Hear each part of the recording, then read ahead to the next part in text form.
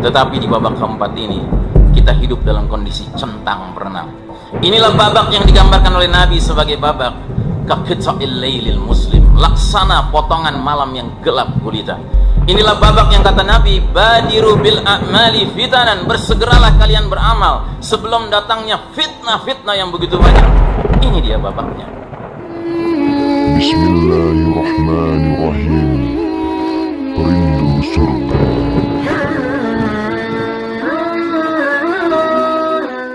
Daud, Nabi kita Muhammad sallallahu alaihi wasallam bersabda, "Ya ayuhan nas, innaha lam takun fitnatan ala wajhil ardi mundu dhara Allahu dhurriyata Adama a'zama min fitnatid dajjal."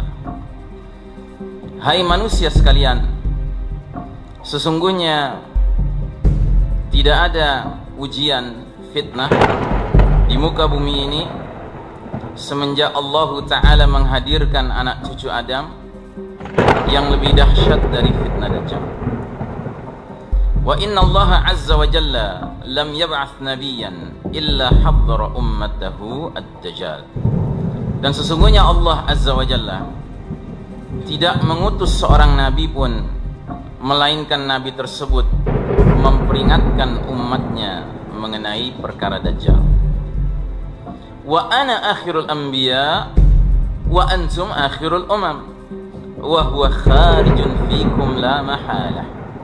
Sedangkan aku ini nabi terakhir dan kalian umat terakhir, maka tidak bisa dipungkiri lagi Dajjal akan keluar di tengah-tengah kalian. Saudara sekalian rahimakumullah, hidup kita di dunia ini adalah perjalanan panjang menghadapi ujian demi ujian. Itulah hakikat dunia ini. Karenanya ada istilah bahwa dunia ini merupakan darul ibtila, negeri tempat kita diuji, negeri tempat kita dicoba. Nah, ternyata di dalam hadis ini Nabi menegaskan apapun ujian yang kita hadapi, apapun fitnah yang kita hadapi, tidak ada yang lebih dahsyat daripada fitnah Dajjal. Karenanya para ulama meletakkan Dajjal sebagai salah satu dari asyra ayat, 10 tanda besar kiamat. Sebagaimana kita ketahui, tanda-tanda kiamat terbagi dua. Ada tanda-tanda kecil, jumlahnya sangat banyak dan umumnya datang lebih dahulu.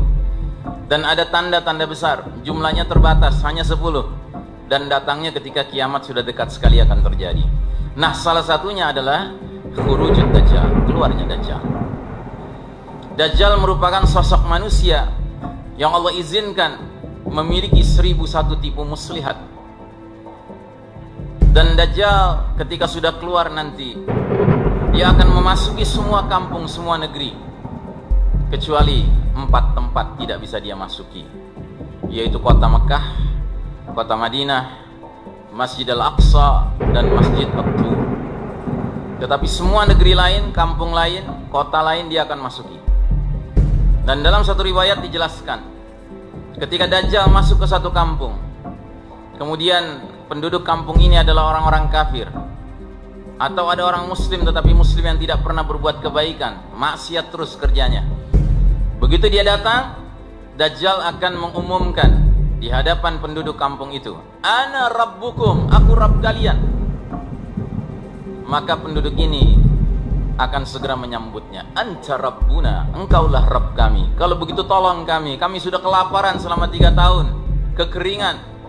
Maka kata Dajjal, "Hai langit, turunkan hujan." Turunlah hujan, padahal sudah lama tidak turun hujan. "Hai bumi, keluarkan tumbuh-tumbuhanmu." Maka keluarlah tumbuh-tumbuhan dengan subur dari bumi. Semua ini tentu atas izin Allah Ta'ala. Sehingga hewan ternak dari kaum musyrik penyembah Dajjal ini menjadi gemuk-gemuk, susunya banyak. Dajjal memberikan surga kepada penduduk kampung ini. Adapun Dajjal masuk ke kampung yang lain, kampung ini isinya orang-orang mukmin dan berimannya dengan sebenar-benarnya iman. Ketika Dajjal mengumumkan, "Ana rabbukum," Mereka akan menjawab, Rabbunallah, Rabb kami adalah Allah. Anta al-Masihud Dajjal, kamu ini adalah sang pendusta Dajjal. Maka Dajjal marah. Dia katakan kepada langit, hai langit, jangan turunkan hujanmu. Maka langit pun tidak menurunkan hujan, padahal sudah 3 tahun tidak turun hujan. Hai bumi, jangan keluarkan tumbuh-tumbuhanmu, sehingga menjadi kering rontang. Memang sudah lama tidak keluar tumbuh-tumbuhan dari tanah itu. Akhirnya hewan ternak orang-orang beriman ini bermatian berkelimpangan. Dajjal memberikan neraka kepada mereka. Saudaraku rahimakumullah, ini baru segelintir di antara tipu daya Dajjal. Namun dalam hadis yang lain, riwayat Imam Ahmad, suatu ketika sahabat Abu Dzar Al-Ghifari radhiyallahu an sedang berjalan berdua dengan Nabi. Tiba-tiba Nabi bersabda, la ghairud dajjal akhwafuni ala ummati. Sungguh ada selain Dajjal yang lebih kutakuti menimpa umatku. Terkejutlah Abu Dzar radhiyallahu an mendengar hadis ini, karena Abu Dzar pun mendengar hadis yang pertama, di mana Nabi mengatakan sepanjang sejarah Bani Adam tidak ada ujian lebih dahsyat daripada fitnah Dajjal. Tapi tiba-tiba Nabi di sini mengatakan sungguh ada selain Dajjal yang kukhawatirkan menimpa umat ini. Maka langsung Abu Dzar bertanya, ma hadzal ladzi ghairud Dajjal akhwafuka ala ummatika? Ya Rasulullah, apa itu selain Dajjal yang kau khawatirkan menimpa umatmu? Nabi menjawab, a'immatan mudillin. Artinya imam-imam yang menyesatkan. Jamaah sekalian rahimakumullah, para ulama mengartikan a'immatan mudillin ini dengan 2 pengertian. Pengertian yang pertama, ulama su, ulama yang buruk. Itu termasuk a'immatan mudillin, imam-imam yang menyesatkan. Sebagaimana kita ketahui, ulama terbagi 2. Ada ulama khair, ulama yang baik. Ada ulama su, ulama yang buruk. Ulama yang khair adalah ulama yang takutnya hanya kepada Allah Ta'ala. Ilmu dan amalnya kelop dengan Allah, kelop dengan kelakuannya. Sedangkan ulama su adalah ulama yang takutnya kepada selain Allah Ta'ala. Ilmu dan amalnya tidak kelop dengan Allah Ta'ala.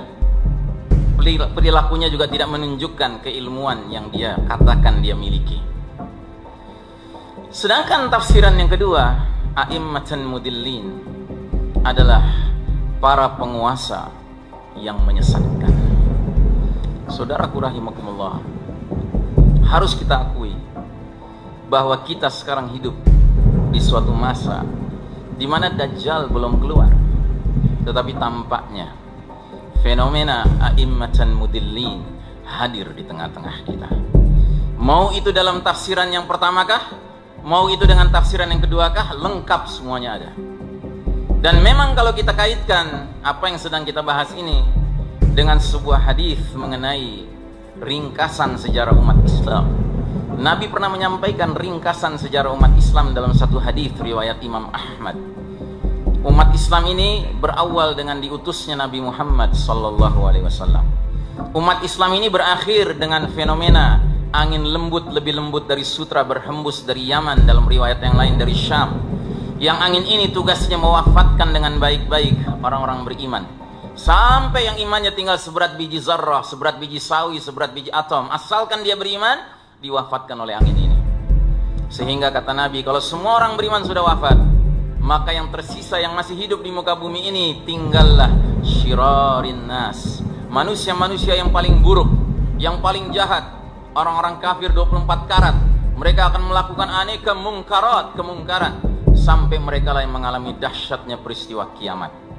Saudaraku rahimakumullah, Nabi pernah meringkas perjalanan umat ini dari awal beliau diutus sampai angin lembut berhembus, dan kesimpulannya ternyata dalam hadis tersebut kata Nabi, jumlah babak perjalanan umat Islam hanya 5. Dan ketahuilah, kita yang hidup di era modern sekarang ini sudah berada di babak keempat. Dan uniknya hadis ini, pergantian satu babak kepada babak berikutnya dikaitkan dengan pergantian kondisi kualitas kepemimpinannya. Dan ketahuilah, ternyata babak keempat It is the darkest chapter of the Islamic history. Ini adalah babak paling kelam dalam sejarah umat Islam. Disebutnya saja dengan sebutan mulkan jabriyatan, babak kepemimpinan para penguasa yang memaksakan kehendak mereka. Saudaraku rahimakumullah, di babak inilah kita sadar tidak sadar, seharusnya sadar, bahwa bermunculanlah a'immatan mudillin, para imam-imam yang menyesatkan itu. Kita menyaksikan di babak keempat ini kehendak Allah dan Rasulnya disingkirkan, dan bermunculanlah para penguasa yang memaksakan kehendak mereka, baik individual maupun kolektif, sehingga bermunculanlah diktator individual atau diktator kolektif. Tapi yang pasti bukan kehendak Allah dan Rasulnya yang ditegakkan.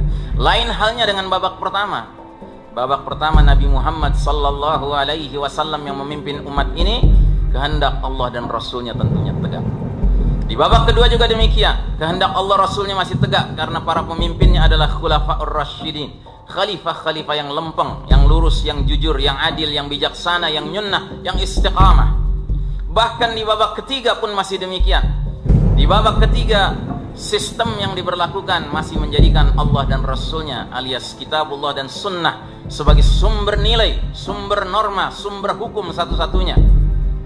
Kadang-kadang umat Islam punya khalifah yang adil, kadang-kadang umat Islam punya khalifah yang zalim. Itu di babak ketiga. Tapi setidak-tidaknya umat merasa aman dan tentram dinaungi oleh sistem nilai, sistem norma dan sistem hukum yang semestinya diberlakukan atas mereka, sehingga mereka bersabar menghadapi khalifah-khalifah yang zalim itu.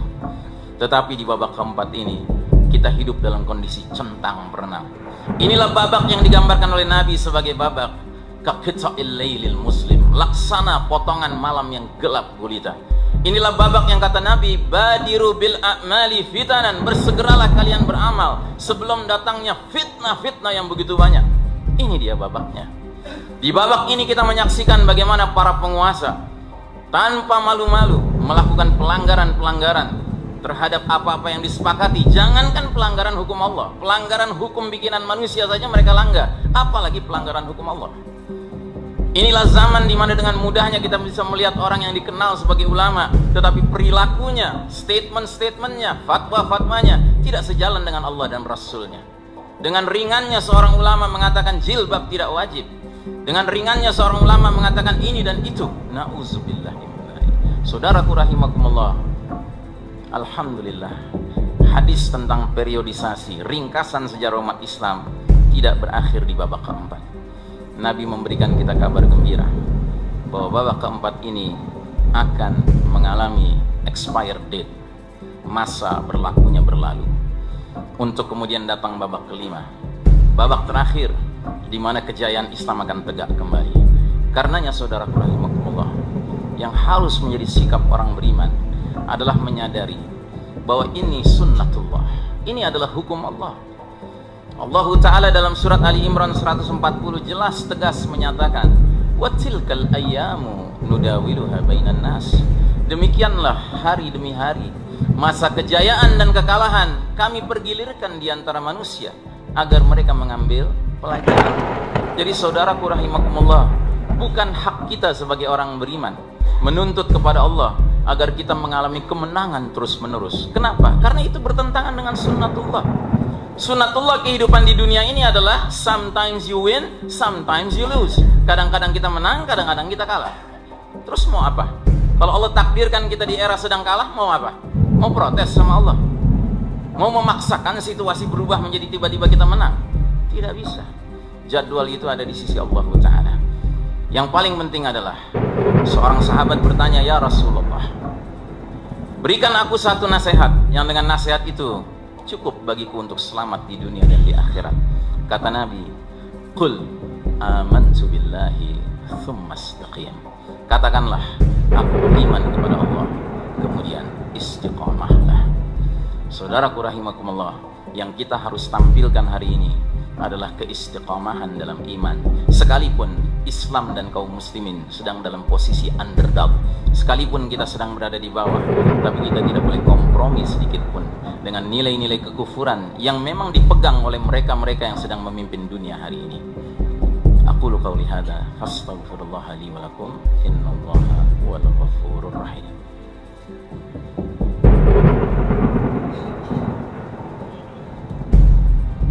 Alhamdulillah, wassalatu wassalamu ala rasulillah wa ala alihi wa ashabihi wa man walah. Faya ibadallah, usikum wa iyaya bittaqwallah, faqad fazal muttaqun.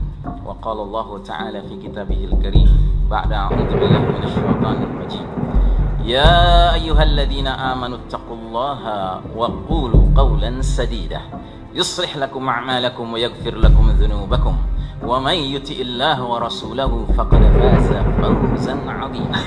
Amma ba'd.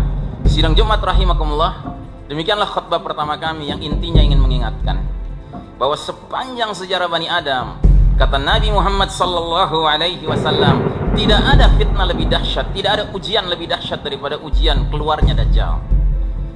Namun demikian, Nabi juga memperingatkan sesuatu yang rupanya munculnya sebelum munculnya Dajjal. Dan qadarullah, tampaknya kita berada di era tersebut. Nabi sampai mengatakan kepada sahabat Abu Dzar, sungguh ada selain Dajjal yang lebih kukhawatirkan menimpa umat ini. Kagetlah Abu Dzar. Dia bertanya, apa itu ya Rasulullah? A'immatan mudillin, para pemimpin yang menyesatkan. Tafsirannya, ulama su dan atau penguasa-penguasa yang menyesatkan. Mereka adalah orang-orang terdepan, berpengaruh di masyarakat, tetapi mereka tidak mau menegakkan apa yang mesti ditegakkan. Apakah yang mesti ditegakkan? Aturan Allah Ta'ala, aturan Rasulullah SAW. Itu yang mesti ditegakkan, tapi mereka tidak menyatakannya. Dan sudah barang tentu dari dua kelompok ini yang paling besar dosanya adalah mereka yang disebut ulama su. Karena semestinya mereka yang mengarahkan para penguasa-penguasa itu tunduk pada Allah dan Rasulnya. Tapi sebaliknya mereka yang tunduk pada penguasa-penguasa yang sesat itu. Saudaraku rahimakumullah, karenanya sebagai penutup, marilah kita renungkan baik-baik 3 ayat dalam surat Al-Ahzab ini. Ini adalah gambaran nasib mereka-mereka yang begitu saja pasrah bongkoan kepada a'immatan mudillin, para imam yang menyesatkan ini, baik ulama su maupun penguasa menyesatkan. Kata Allah Ta'ala mulai dari ayat 66, Yawma tuqallabu wujuhuhum fin nar yaquluna ya laitana ata'na Allah wa ata'na rasulah. Pada hari ketika muka penghuni neraka dibolak-balik di api neraka, mereka berkata, aduhai, alangkah baiknya seandainya dahulu di dunia kami mentaati Allah dan kami mentaati Rasul. Wa qalu rabbana inna ata'na sadatana wa kubara'ana fa'adalluna as-sabila. Dan mereka berkata, ya Rabb kami, sungguh dahulu di dunia kami mentaati sadatana wa kubara'ana, ternyata mereka menyesatkan kami dari jalan yang benar.